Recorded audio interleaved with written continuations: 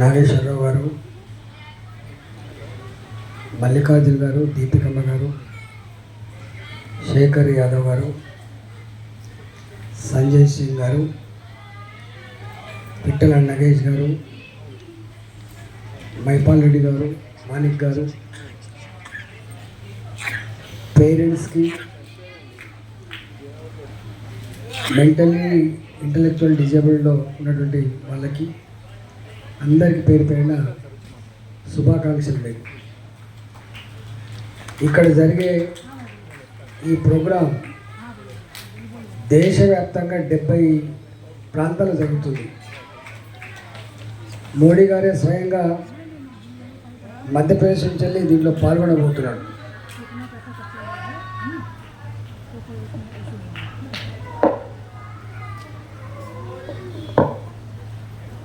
నేను గతంలో కూడా ఒకసారి మొట్టమొదటిగా ఇక్కడ ఎంపీ అయిన తర్వాత ఇదే ప్రోగ్రాంలో పోయినసారి కూడా పాల్గొన్నాను.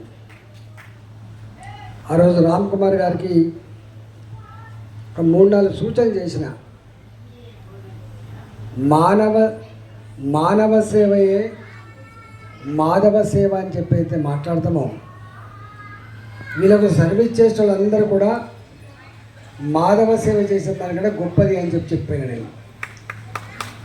వాళ్ళు పేరెంట్స్ కావచ్చు, టీచర్లు కావచ్చు, ఈ డిపార్ట్మెంట్లో పనిచేసేటువంటి ఉద్యోగులు కావచ్చు, వాళ్ళకి ఎవరు సహకారం అందించినా వాళ్ళందరూ కూడా మాధవ సేవలో నిమగ్నమైనట్టు రామ్ కుమార్ గారు అంత గొప్పగా మీరు వాళ్ళని చూసుకోవాలని చెప్పారు.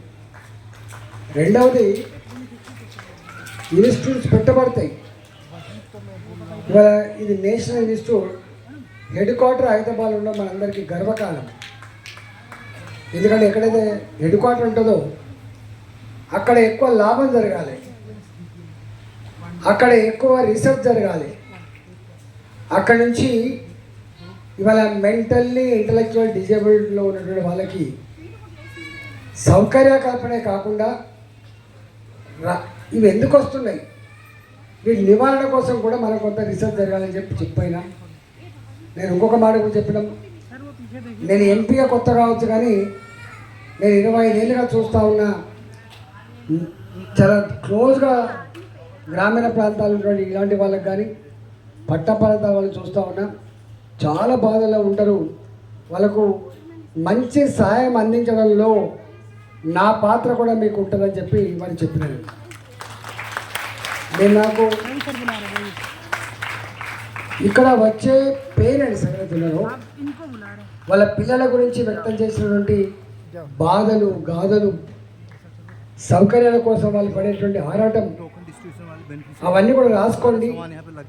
అవి ఎట్లా ఫుల్ఫిల్ చేయాలో తప్పకుండా చేద్దామని చెప్పినారు. ఇవాళ దివ్యాంగులు ఒకనాడు ఇంతలో నాగేశ్వరరావు చెప్పినట్టుగా అవమానకరంగా ఉండేటువంటి పదాల నుంచి వెళ్ళి డిగ్నిఫైడ్గా బతికేటువంటి స్థాయికి అయితే వచ్చినాము.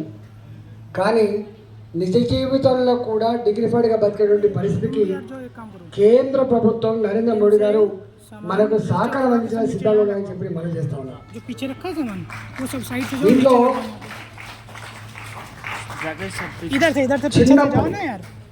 దేంట్లో కూడా రామ్ కుమార్ గారు early detection, cancer early detection అయినా, లేదా ఇవాళ ఇంటలెక్చువల్ డిజబిలిటీ డిటెక్షన్ అయినా, ఏ డిటెక్షన్ అయినా కూడా తొందరగా కనుక ఐడెంటిఫై చేయగలిగితే అన్నిటికీ పరిష్కారం అయితే ఉంది.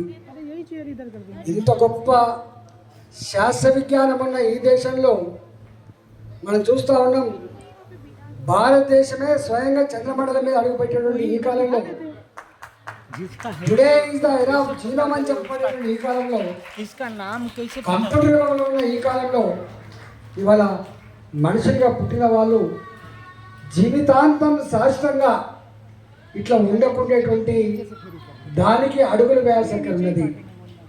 దానికి ఎర్లీ డిటెక్షన్ చేయడం, వాళ్ళకు ట్రీట్మెంట్, సైకలాజికల్ ట్రీట్మెంటా, వాళ్ళకు స్పీచ్ థెరపీయా, ఏ థెరపీ కానీ అలాంటి వాటిని అందించి శాశ్వతంగా వాళ్ళు మెంటల్లీ డిజేబుల్డ్ కాకుండా చూసుకోవాల్సిన బాధ్యత ఉందని చెప్పి నేనైతే వ్యక్తిగతంగా భావిస్తున్నా. దానికోసం ఏ సాయం కావాలన్నా కూడా, ఎన్ని నిధులు కావాలన్నా కూడా సమకూర్చడంలో నా పాత్ర ఉంటుందని చెప్పి మీకు హామీ ఇస్తాను. ఈరోజు మోడీ గారు వచ్చి మనకు 11 ఏళ్ళు అవుతుంది ప్రధానమంత్రిగా, దాటి 12వ సంవత్సరం అడుగుపెట్టినాం. వారు 12-13 సంవత్సరాలు గుజరాత్ ముఖ్యమంత్రిగా, 12 సంవత్సరాలు నిరంతరంగా దేశ ప్రధానమంత్రిగా వారు పనిచేస్తున్నారు. వారి వయసు 75 సంవత్సరాలు. వారి వయసు 75 సంవత్సరాలు, కానీ వారి ఆలోచన మాత్రం 25 సంవత్సరాల యువకుల వల్లే ఉంటుంది. మోడీ గారు ఇప్పటి వరకు ఈ 12 సంవత్సరాల కాలంలో 75 సంవత్సరాల పెద్ద మనిషి అంటే మీకు అర్థం కావాలి. 65 ఏళ్ళు దాటితేనే బీపీలు ఉంటాయి, షుగర్లు ఉంటాయి, కీళ్ళ నొప్పులు ఉంటాయి. కానీ 75 సంవత్సరాల మోడీ గారు మాత్రం నేను చూసిన 25 ఏళ్లలో ఒక్కనాడు కూడా నాకు మోకాళ్ళ నొప్పులతో బాధపడుతున్నాడు, జ్వరం వచ్చింది, అస్వస్థత గురైంది అని చెప్పి విన్నామా మనం? 365 డేస్ మిషన్ లాగా పనిచేసేటువంటి ఏకైక ప్రధానమంత్రి భారత ప్రధానమంత్రి నరేంద్ర మోడీ గారు. వారి కాలంలో జన్ధన్ అకౌంట్లు ఓపెన్ చేయబడ్డాయి. ఇవాళ జన్ధన్ అకౌంట్ తర్వాత పళ్ళు అమ్ముకునే వాళ్ళు కావచ్చు, కూరగాయలు అమ్ముకునే వాళ్ళు కావచ్చు, చికెన్ అమ్ముకునే వాళ్ళు కావచ్చు. ఒకప్పుడు బస్సు ఎక్కితే చిల్లర పైసలు లేకపోతే కండక్టరు టికెట్ మీద రాసి ఇచ్చేది, దిగేటప్పుడు తీసుకోమని చెప్పి. ఒక్కొక్కసారి చిల్లర లేకపోతే చిల్లర తెచ్చుకోపో, చిల్లర తెచ్చి నువ్వు కూరగాయలు తీసుకోమని చెప్పేది. కానీ వాళ్ళ 4 బజార్ల కాడ హైదరాబాద్లో విధి వంచన గురైనటువంటి పుచ్చగాలు కూడా అడుక్కోవడానికి ఇగో నాది ఇది ఉందని చెప్పి చూపిస్తాను. స్కానర్ అంటే ఇక్కడి దాకా వచ్చింది. ఇవాళ డబ్బుల ట్రాన్సాక్షన్ లేదు. జన్ధన్ అకౌంట్ల తర్వాత చిల్లరతో సంబంధం లేకుండా బ్యాగు మర్చిపోయినా, పైసలు తీసుకపోకపోయినా కార్డు ఉంటే చాలు నువ్వు ఎక్కడంటే అక్కడ వస్తువు కొనుక్కునేటువంటి స్థాయికి తెచ్చిన ఘనత మోడీ గారిది మాత్రమే. ఇవాళ రెండవది, మోడీ గారి ఆధ్వర్యంలో ఇవాళ కూరగాయలు అమ్ముకునే వాళ్ళు, పళ్ళు అమ్ముకునే వాళ్ళు, పంక్చర్ దుకాణంలో పనిచేసే వాళ్ళు, చిన్న బిజినెస్ చేసుకునే వాళ్ళకు కూడా బ్యాంకులలో బ్యాంకులలో మీరు ఇల్లు కుదవబెట్టకుండా, జాబ్ కుదవబెట్టే అక్కడ లేకుండా ఇలా పిల్లలకి చదువుకోవడానికి విద్యా రుణాలు కావచ్చు, బతుకు తెరువు కోసం ఉపాధి రుణాలు కావచ్చు, ఇవాళ అవన్నీ కూడా మోడీ గారి నాయకత్వంలో ఇప్పుడిప్పుడే వస్తూ ఉన్నాయి.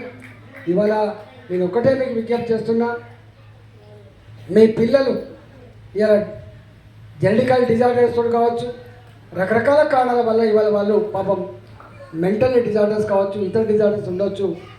అట్లాంటి ఒక్క అమ్మాయో అబ్బాయి ఉంటే పేరెంట్స్ ఎంత నరకం ఉంటుందో నాకు తెలుసు.